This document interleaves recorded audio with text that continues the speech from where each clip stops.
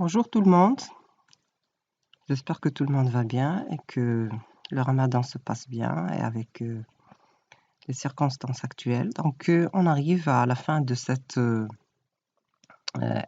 ces étapes de la théorie de l'impôt, à savoir la dernière étape, l'ultimatum donc de ce droit fiscal, à savoir le recouvrement des impôts. Donc c'est une étape très très importante pour le fisc, étant donné que c'est la phase qui permet en fait de récupérer l'argent qui a fait l'objet de tout un processus, à savoir donc la détermination de l'assiette, l'évaluation et la liquidation pour pouvoir donc récupérer cet argent. Donc c'est une étape qui pose énormément de problèmes pour le fisc, étant donné qu'il y a donc pas mal de problèmes quant au recouvrement, puisqu'il y a beaucoup de récalcitration et là, les phénomènes d'évasion et de fraude fiscale sont vraiment très très importants en la matière. Donc, quand on dit recouvrement, en fait, c'est l'ensemble des procédés et des opérations qui aboutissent au versement du produit des impôts dans les caisses du Trésor. À savoir donc que c'est le fait que les contribuables se libèrent de leurs dettes auprès du Trésor public.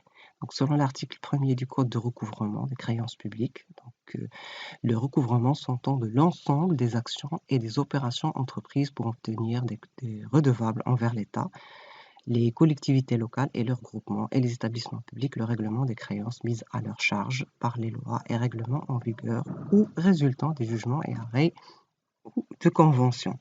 Donc, on est là devant tout un processus qui implique donc des modalités et des techniques donc, qui doivent être suivies par les agents de notification et d'exécution du Trésor et des comptables pour récupérer cet argent auprès des contribuables.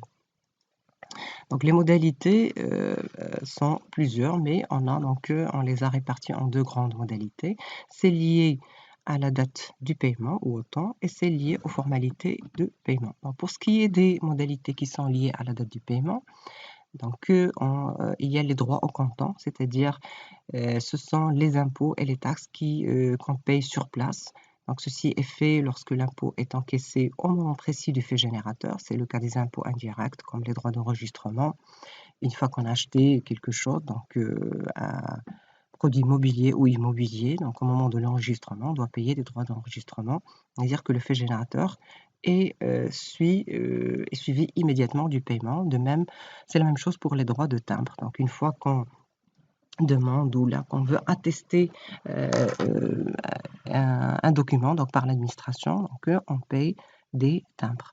Donc, ce qui fait que c'est immédiat.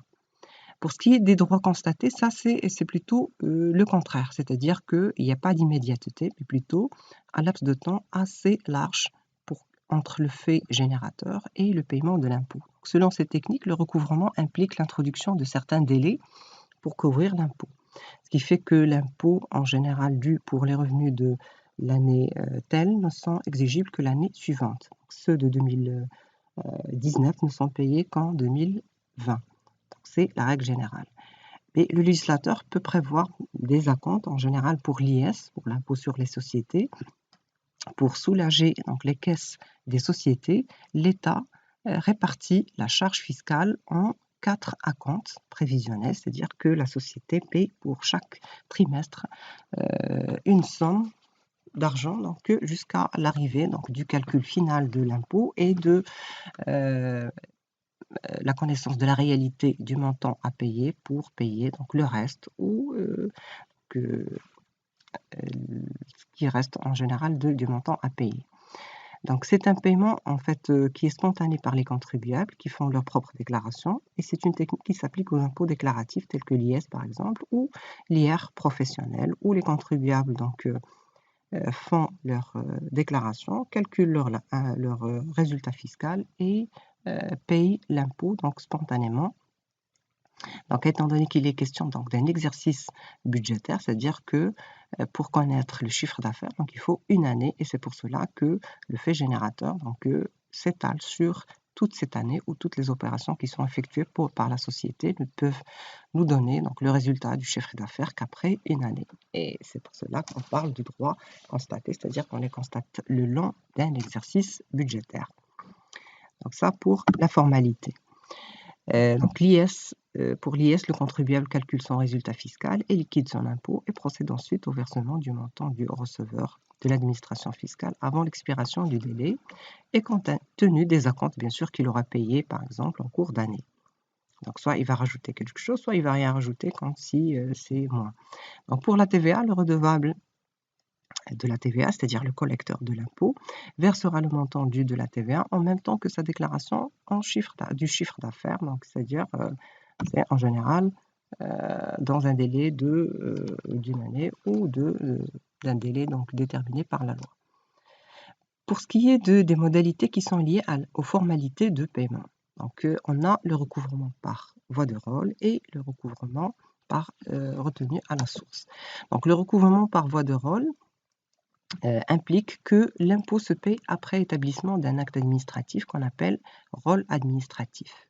Donc, le rôle administratif, on en a déjà parlé. C'est une liste qui est établie par l'administration et qui fait référence à l'ensemble des informations concernant un contribuable déterminé. Donc, par exemple, si pour la taxe d'habitation, son adresse, la valeur locative et le montant de l'impôt et bien sûr donc, les informations concernant le dit contribuable. Donc ce rôle administratif est un titre revêtant une force exécutoire, c'est-à-dire que ça devient obligatoire une fois qu'il est établi et qui fixe pour chaque contribuable la matière imposable, le taux, l'impôt net, le nom, le montant et les délais de paiement. Autrement dit, donc, toutes les informations concernant la base imposable et le contribuable. Donc, en vertu de ce titre exécutoire que le comptable prend en charge, le recouvrement,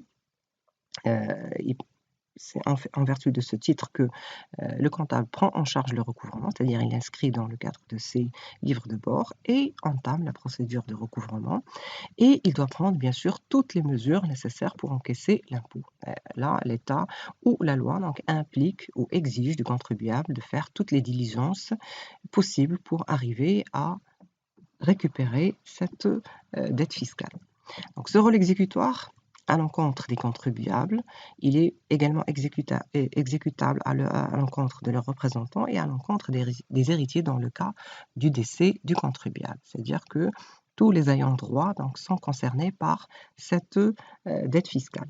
Cette formalité s'applique à certaines taxes telles que la taxe professionnelle, la taxe d'habitation, la taxe sur les services communaux ainsi que l'IR pour les revenus professionnels et locatifs.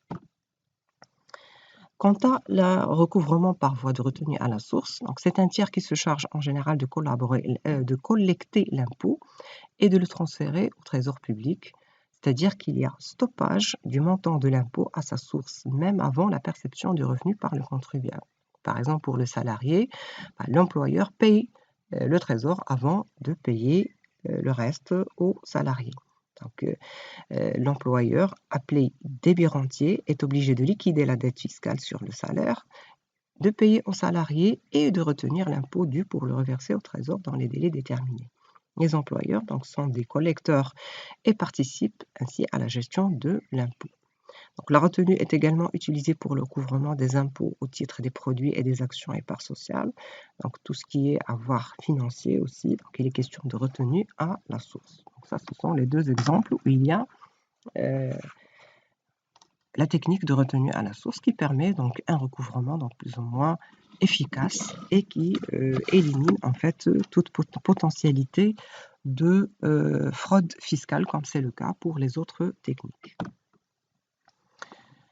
Ces créances fiscales ou les créances globalement donc, qui sont réglementées par la loi concernant le DAIR concernant le recouvrement des créances. En général, on a un ensemble donc, de comptables donc, qui sont responsables du recouvrement. Donc, on a en premier lieu le trésorier général du royaume, les trésoriers régionaux et préfectoraux et provinciaux, les percepteurs, les receveurs de région et les receveurs communaux, les receveurs des douanes et impôts indirects, les receveurs de l'enregistrement. Pour les autres catégories, donc ça c'est pour la fiscalité, pour les autres catégories de dettes étatiques ou pour les collectivités locales, telles que les amendes, les secrétaires greffiers des juridictions du royaume pour les amendes et condamnations pécuniaires, les frais de justice et les taxes judiciaires, les agents comptables des établissements publics pour les créances des 10 établissements lorsque l'application des dispositions de la loi, donc des recouvrements, est expressément prévue par leur texte de création. Donc ça, c'est pour les personnes chargées du recouvrement. Cette technique donc, de recouvrement est, a une force exécutoire, c'est-à-dire que là, on a une manifestation donc, du pouvoir exorbitant de l'État, c'est-à-dire que le Trésor peut, en dehors des acquis du droit commun, user de ses privilèges de puissance publique et d'exécution d'office, à savoir la saisie, la conservation, la saisie-exécution, l'hypothèque, la contrainte par corps, pour arriver donc à ces fins, à savoir la collecte de cet impôt. Donc là, on voit donc la manifestation de la force exécutoire et de la puissance de l'État.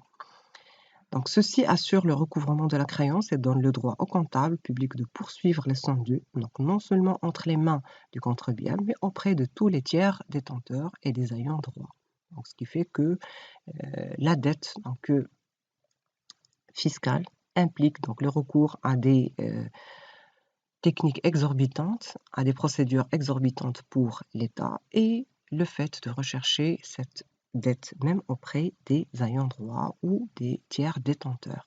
Donc, selon l'article 8, les rôles d'impôt, les états de produits ainsi que les ordres de recettes émis par les receveurs de l'enregistrement au titre de la taxe judiciaire et ceux relatifs aux produits du domaine de l'État sont revêtus dès leur émission de la formule exécutoire par le ministre chargé des Finances ou la personne déléguée par lui à cet effet. Donc là, on est devant une obligation. Donc ça, c'est, on retrouve le caractère obligatoire de l'impôt qu'on a vu dans le cadre des caractéristiques de l'impôt. Donc une fois qu'il est légal, donc qu'il répond donc, aux lois, donc il devient obligatoire et l'État a le droit donc de recourir à la force pour récupérer cette dette fiscale. La procédure du recouvrement. Donc les créances publiques sont recouvrées suite à l'ordre de recettes. Donc en général, on a deux étapes déterminantes, donc soit à l'amiable durant la période comprise entre la date de la mise en recouvrement ou d'émission et celle de la date d'exigibilité.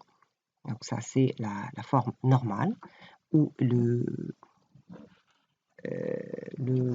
contribuable se libère de sa dette donc, de manière spontanée dans les délais requis, soit par voie de recouvrement forcé dans les conditions fixées par la loi. Et là, donc c'est une fois que les délais sont passés, donc là on utilise, donc en fait le comptable utilise donc les moyens forcés pour arriver à récupérer cette dette fiscale.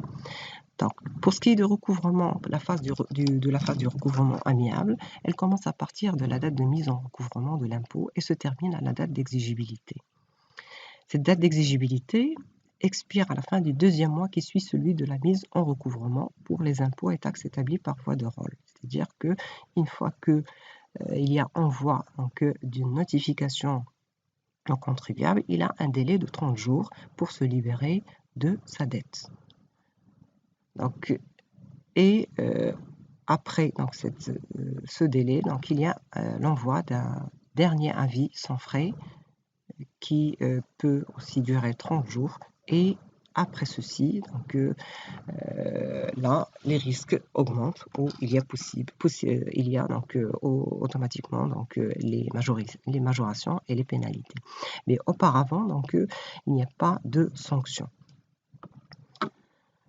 Mais une fois que le délai d'exigibilité se termine, donc là, les sanctions commencent. Et c'est là où on parle du recouvrement forcé. Donc le comptable chargé de recouvrement peut engager à l'encontre du contribuable récalcitrant l'action recouvrement forcé. Elle comporte le commandement d'abord, la saisie et la vente, et le cas échéant, la contrainte par corps.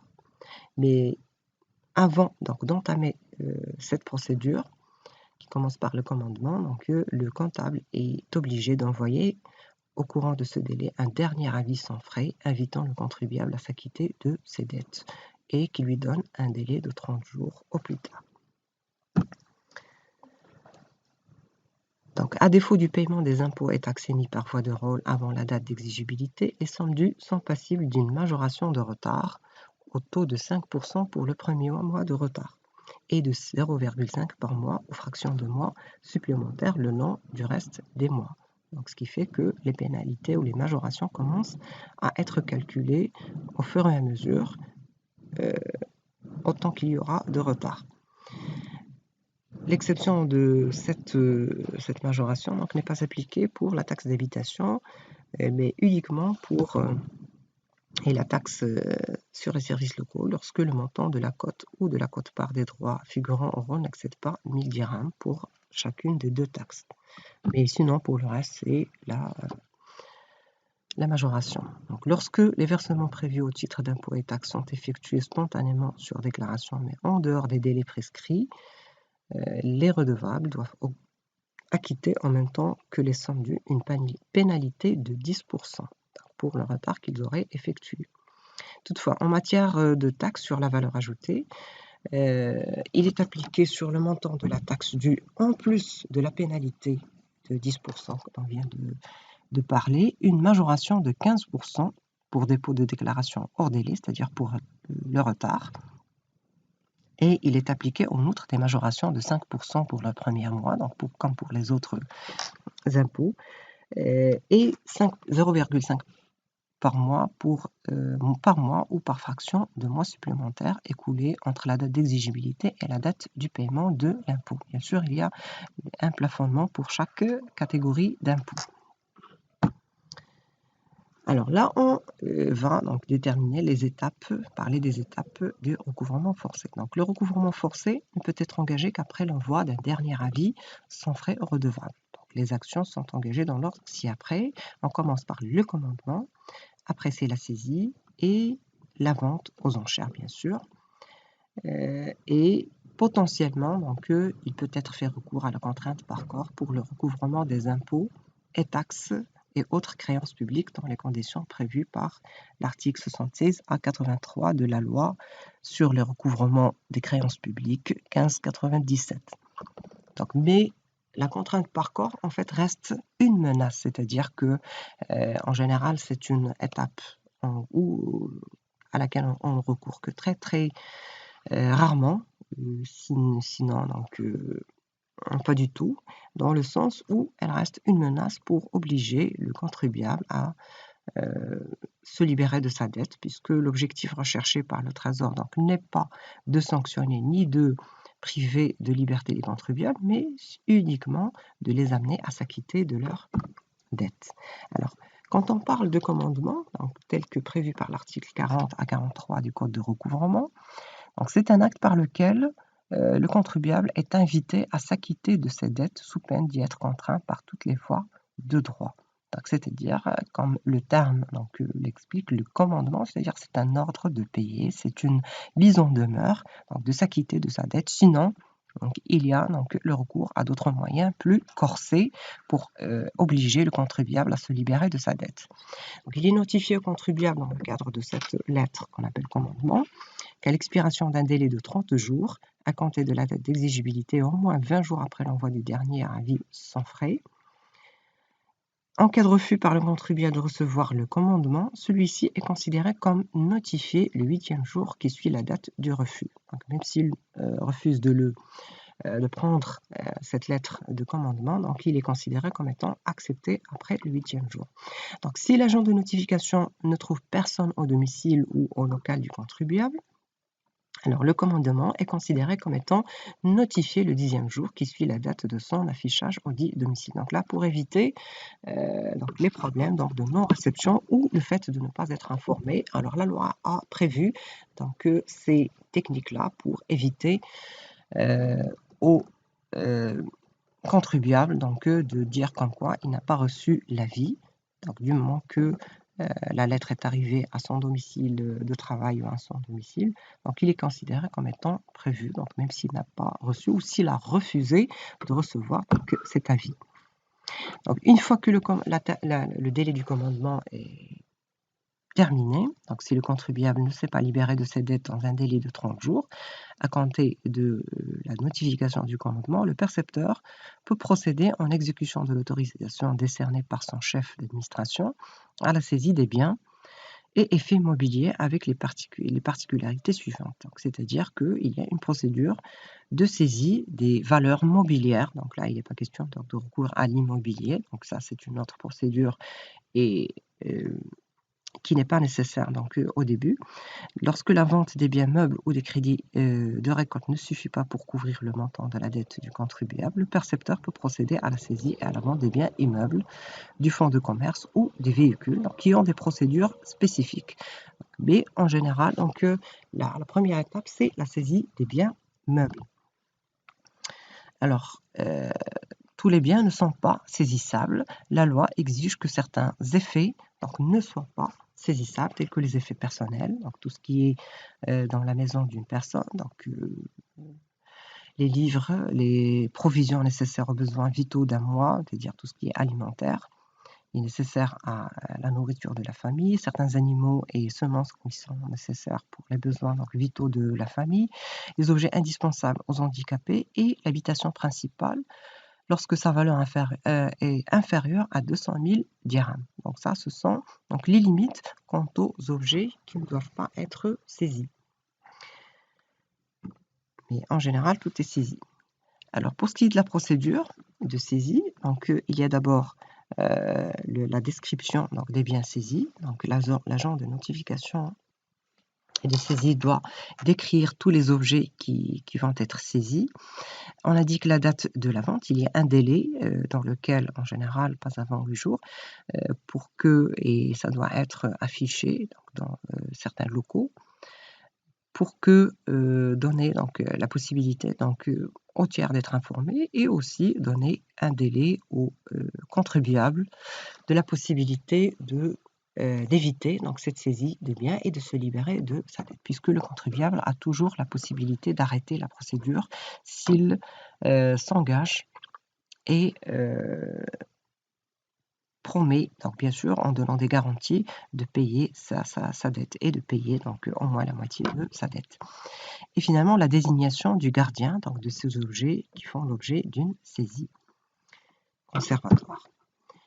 Donc, si il y a donc des problèmes quant à la saisie, c'est-à-dire que l'agent de notification et d'exécution du Trésor ne peut exécuter sa mission parce que les portes lui sont fermées donc, délibérément ou que l'ouverture lui en est refusée et il est autorisé par voie d'ordonnance sur requête délivrée dans les conditions fixées par l'article 148 du Code de procédure civile à se faire ouvrir les portes des locaux à usage professionnel ou d'habitation, ainsi que les meubles dans la mesure où l'intérêt de l'exécution l'exige.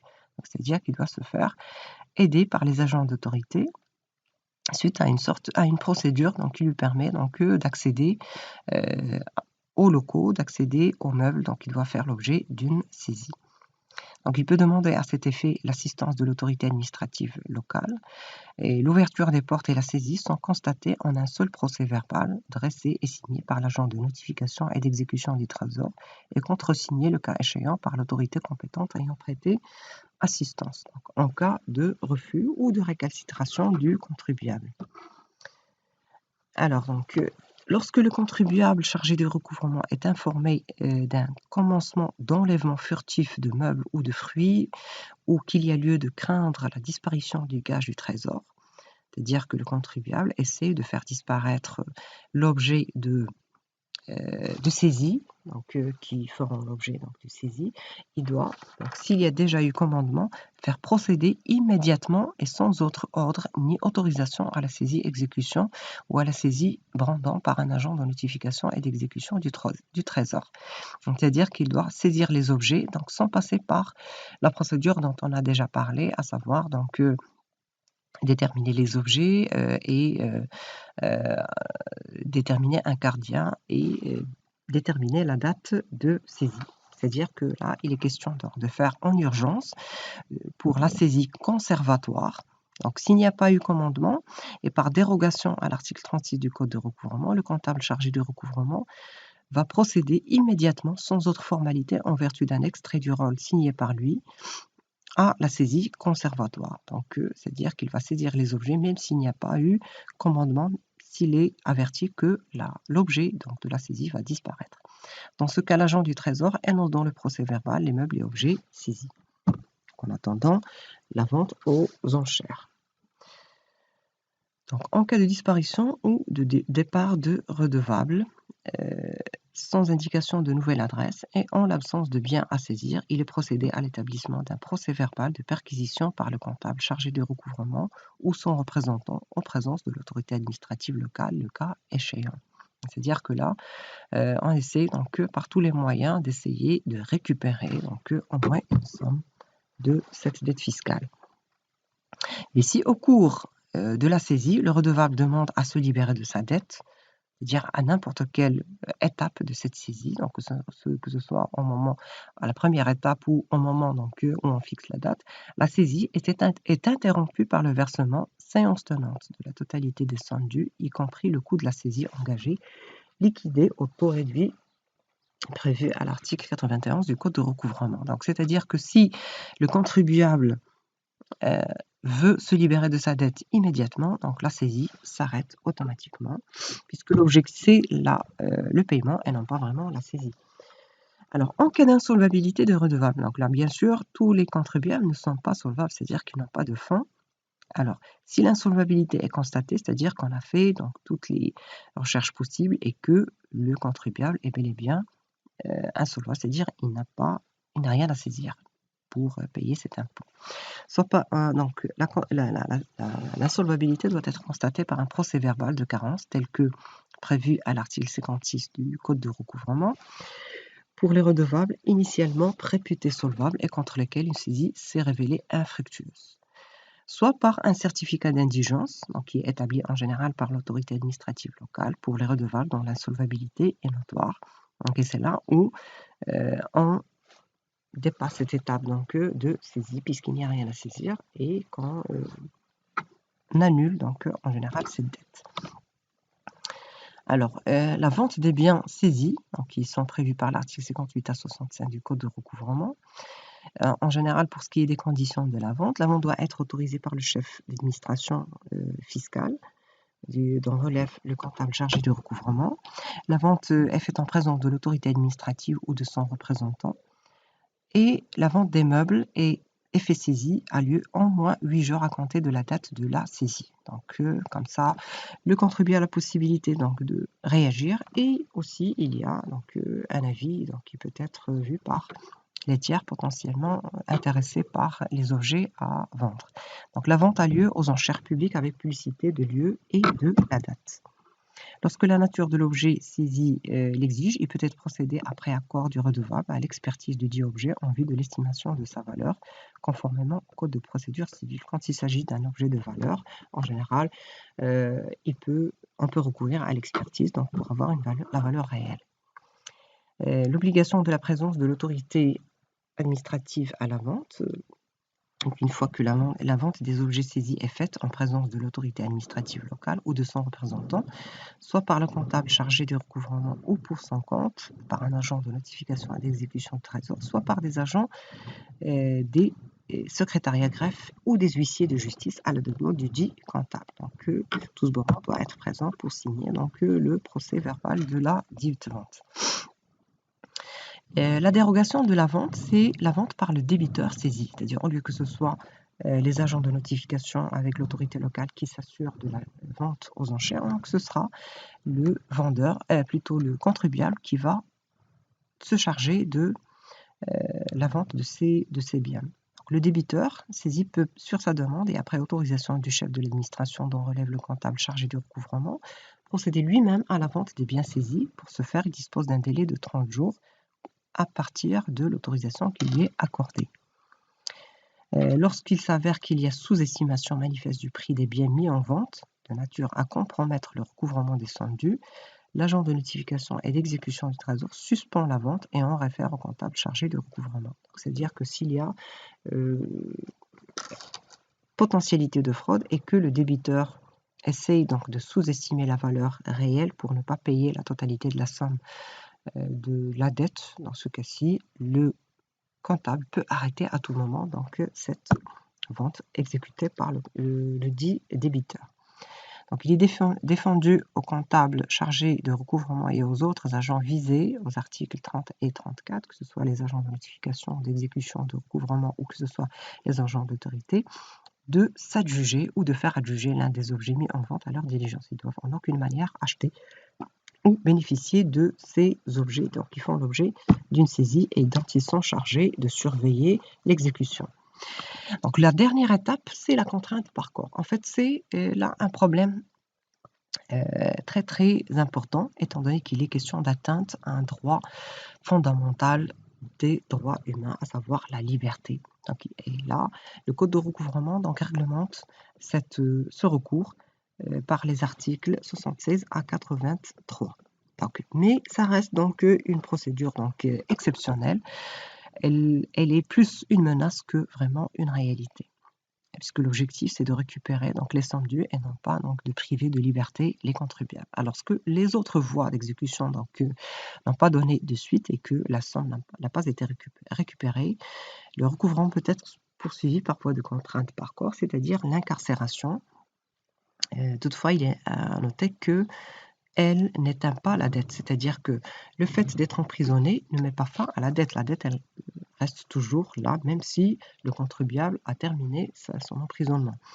Donc, elle s'exerce sous certaines conditions. Donc, ce n'est que si le montant exigible est supérieur à 8 000 dirhams. Donc, moins de 8 000 dirhams, il n'y a pas de recours à la contrainte par corps. Si le débiteur est âgé de moins de 20 ans ou de plus de 60 ans, donc là aussi, il n'y a pas de contrainte par corps. Si le redevable est une femme enceinte ou une femme qui allait, dans les limites des 2 années à compter de la date d'accouchement, donc là aussi, il n'y a pas de recours à l'incarcération. De même, si le redevable est reconnu insolvable, soit par procès verbal de carence, soit par certificat d'indigence dont on a parlé, donc là, il n'y a pas de recours à la contrainte par corps. Donc de même, si la procédure est simultanément contractée contre le mari et sa femme, mais pour des dettes différentes, donc c'est uniquement l'un des deux donc, qui va être contraint corporellement, donc et non pas les deux, donc pour protéger la famille. Donc les personnes donc, contre lesquelles la contrainte peut être exécutée sont en général les débiteurs dont l'insolvabilité n'a pas été constatée, c'est-à-dire qu'on se doute qu'il y a des éléments donc, de richesse qui sont cachés, et les redevables qui sont réputés avoir organisé leur insolvabilité ou mis obstacle au recouvrement des créances publiques. Après avoir été destinataires d'un avis d'imposition, ils ont entrepris des actes qui ont pour objet donc, de faire disparaître donc, leurs actifs ou leurs biens, donc comme ça, pour que les agents donc, ne trouvent rien à saisir.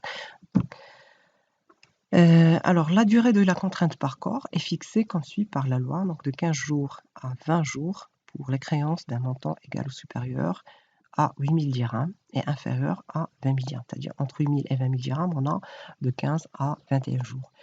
Et on a un délai d'incarcération de 1 à 2 mois pour la créance entre 20 000 et 50 000 dirhams et de 3 à 5 mois pour les créances d'un montant supérieur ou à 50 000 dirhams et inférieur à 200 000 dirhams et de 6 mois à 9 mois pour la créance d'un montant entre 20 000 et 1 million de dirhams et de 10 à 15 mois pour les créances qui sont supérieures à 1 million de dirhams. Bien sûr, le juge va estimer donc, et déterminer le jugement donc, nécessaire. Alors, pour ce qui est de la procédure, la contrainte par corps est exercée après une requête désignant nommément donc, le débiteur. Cette requête dûment visée par le chef de l'administration dont relève le comptable chargé du recouvrement ou la personne déléguée par lui à cet effet est adressée par le dit comptable au tribunal de la première instance. C'est le juge des référés qui va statuer sur la requête qui lui est présentée dans un délai n'excédant pas 30 jours et fixe la durée d'incarcération. Donc ça montre en fait que c'est une procédure donc, très rapide et qui permet donc de faire de manière très très rapide et permettre la contrainte par corps pour que le contribuable donc, ne disparaisse pas et que sa matière imposable ne disparaisse pas. Donc, la contrainte par corps est immédiatement applicable et les mises à exécution dès réception de la décision fixant la durée d'incarcération par le procureur du roi auprès de la juridiction compétente. Et bien sûr, cette contrainte par corps peut s'arrêter à n'importe quel moment. C'est-à-dire que si le redevable contre lequel la contrainte par corps a été ordonnée peuvent en prévenir ou en faire cesser les effets, soit en s'acquittant de l'intégralité de leur dette, soit après consentement du comptable chargé. Donc après, en général, une négociation qui permet de donner donc, les garanties nécessaires du paiement donc, ultérieur de cette dette. Donc, le redevable est détenu et remis en liberté par le procureur du roi sur justification de l'extinction des dettes ou sur demande du contribuable chargé de recouvrement après paiement d'un acompte au moins égal à la moitié des sommes dues et d'un engagement écrit du débiteur de régler le reliquat dans un délai n'excédant pas 3 mois assorti de garantie.